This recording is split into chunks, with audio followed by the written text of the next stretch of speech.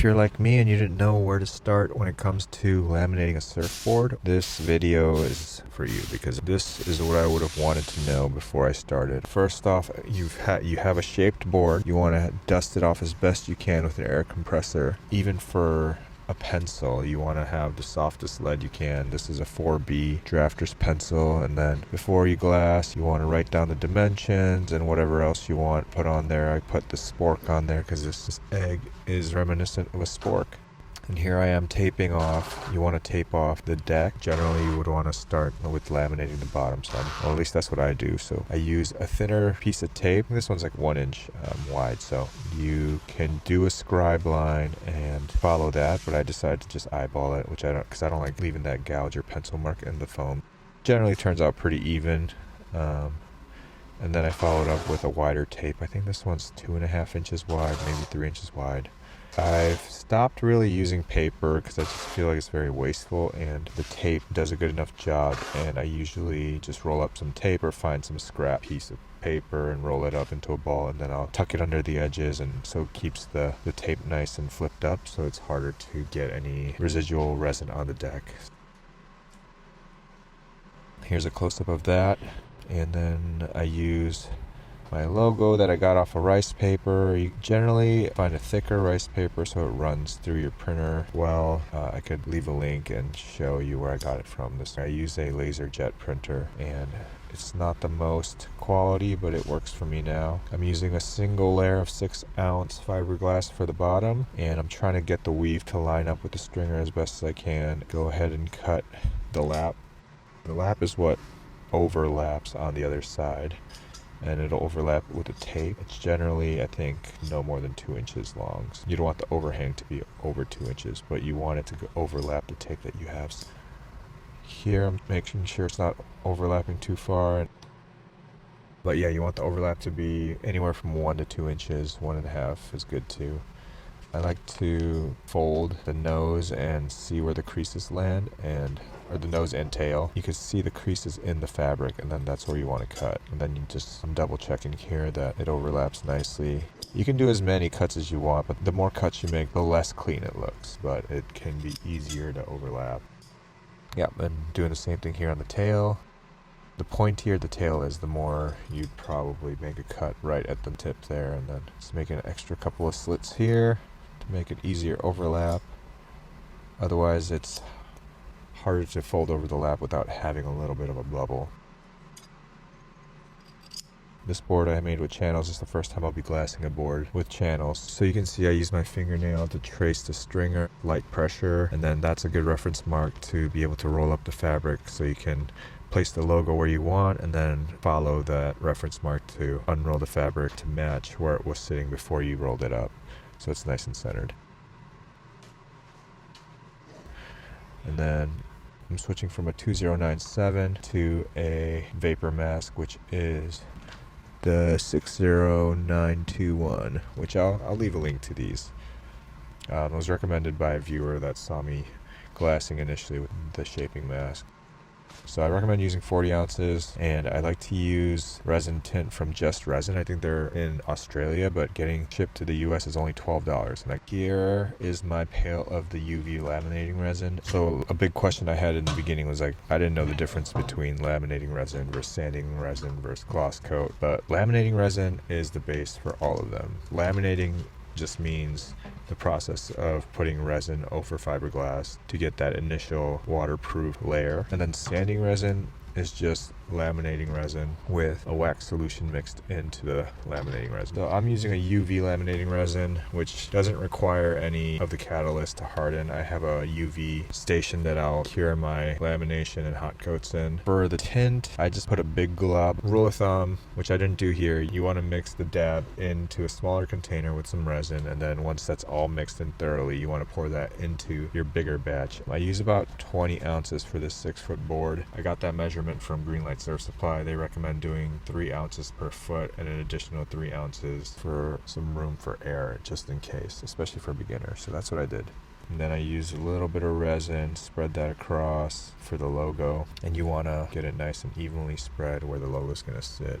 And once the logo's on there, you don't want to move it around too much, because depending on which printer and ink you use, the ink can easily be rubbed off once the resin's on there. You can move it a little bit if it's off center, and then you want to roll the fiberglass on top, following that guideline you made with the fingernail earlier. Make sure it's nice and centered.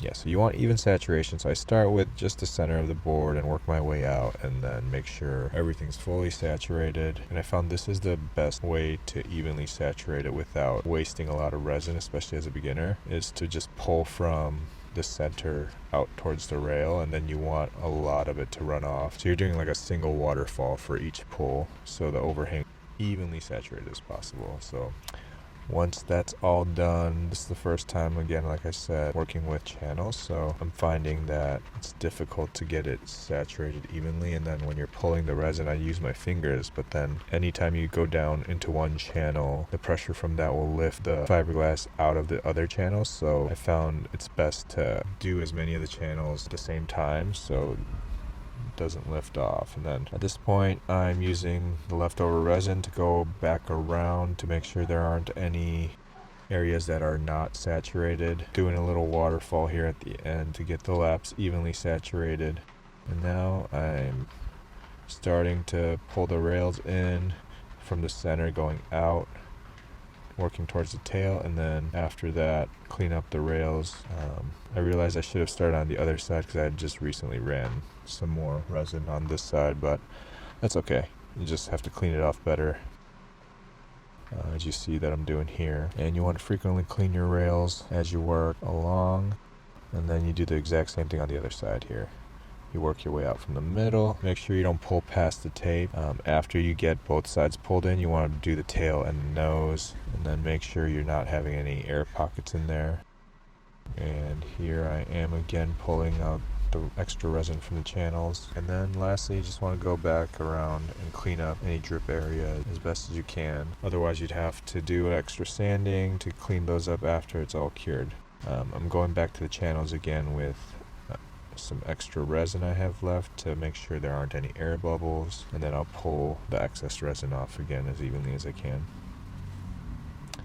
Now I took my gloves off, and here you'll see my UV station. I'm just using a couple of T5 grow lights, or a few of them actually, top and bottom. And this generally takes about 20 to 30 minutes. Well, 20 minutes when there's no coloring, and about 30-40 minutes with coloring, depending on how dark the pigment or tint is. So I actually let this one sit for 20 minutes, which I regret, because this next step is way easier and cleaner when you let it fully cure. So you'll see that the cuts are kind of uneven and a little wavy, but it's not a big deal for me. Maybe for you, if you're more particular and you want a clean cut, make sure you let it cure fully. It's a lot easier to get clean, straight cuts. But I finally figured out some tips for this part where you're using the zipper method. So as you're pulling the blade along, you want to pull the tape over towards you. Like you see here, you're just pulling it. You would want to pull it out and towards the blade. So you're almost creating a barrel over the blade. As you cut, you pull towards you like that.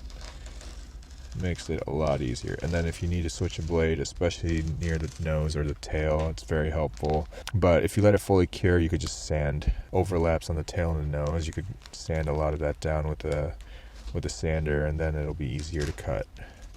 But yeah, you could see how uneven the cut is.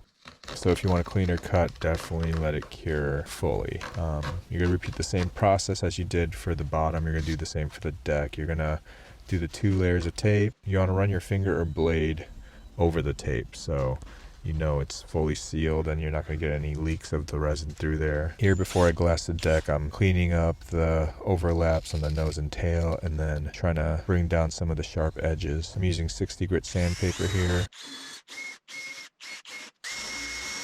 And then for the lap, I like to use a mixing stick and run it with some pressure right along the edge of the lap so it's even with the foam, so there's not a little edge when you put another layer of fiberglass over the deck. The reason you'll do this is because when you go to hot coat, then there's going to be an uneven edge and there'll be like a raised spot all along the edge, which you can sand down, but it just makes it uneven with the hot coat. They'll be thinner in some areas than others. It's a little harder on the nose and tail, especially with the stringer there, but you might have to take that area down with the sander. here. I have a little extra pieces of 4-ounce fiberglass that I dyed with the tint and some acetone, and I just had it laying around, so I just added it as a little extra detail. Probably won't do that the first time around. The deck, I use 2 layers of 4-ounce fiberglass. As you can see here, the first layer you're going to cut even with the edge of the board all the way around. Doesn't have to be perfect, but you want it to be pretty even, and that's the first layer. I learned that you want to put the rice paper in between the 2 layers of fiberglass. It'll show up better, and you don't have to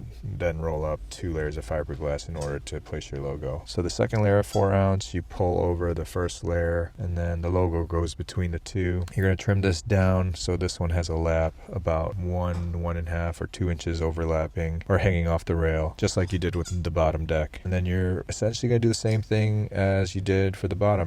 Here you see me running my fingernail across the fiberglass again, just to leave that reference point to unroll and roll. Here you could see me mixing up the second batch, and then same thing, a little bit of resin, spread that out, place your logo on top, make sure it's as centered as you can get it. It's good to step back to the nose and get a reference point.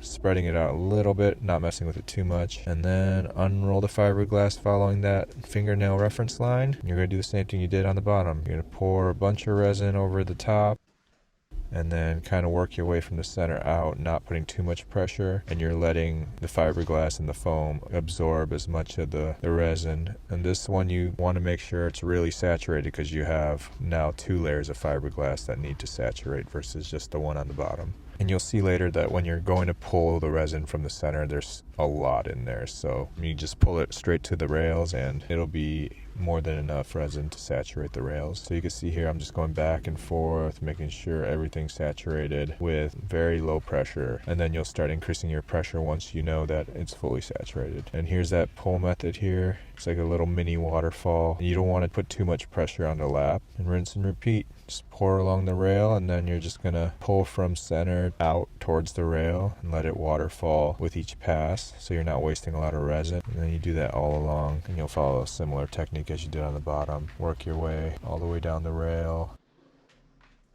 And I want to clarify that you do want to work as much of the resin out once you feel like the fiberglass is fully saturated. Then if you leave too much of the resin in, the board will be noticeably heavier once everything's cured. So you pull all the rail in and do the same thing as you did on the bottom, and now I let it cure fully. This one I let sit for 30 minutes, and you can see here it's a lot more cured than the bottom was, and you can see in a second how much cleaner the lap turned out than on the deck. It's a lot cleaner, it's not wavy. And then I like to actually sit it under the light again before I clean up the laps on the bottom.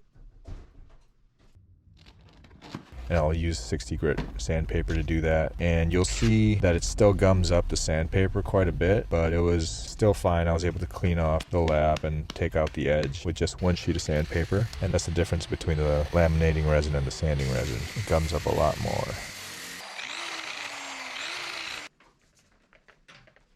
And now here I'm going along, taking out any extra drips and high spots with the resin. You don't want to stay in one spot for too long and burn down the lamination. And then after that, you're ready for a hot coat. But this video won't cover that one. I'll have another video coming out. Keep an eye out for that, and I'll share some tips and tricks that I've learned with the hot coat. Hopefully this was helpful, and good luck on your journey to shaping and glassing. Thanks, guys.